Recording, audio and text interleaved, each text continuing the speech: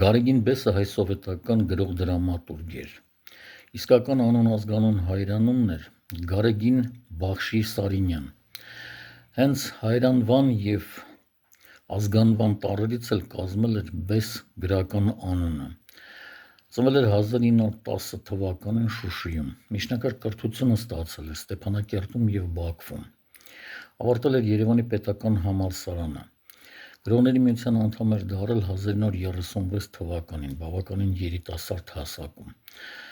Ստեղծագործում էր հիմնականում փոքր գրական ժանրերով, բավականին հետաքրքիր ոճով, գրում էր պատմվածքներ և նովելներ։ Նրա պիեսները բեմադրվել են Անդրկովկասի թատրոններում։ Մեկ պիես նույնիսկ բեմադրվել է Միջին Ասիայում։ Երկրորդ համաշխարհային պատերազմի մասնակից էր, ուներ շքանշաններ։ Կատարում էր նաև թարգմանություններ։ Մահացել է 1986 թվականին Երևանում։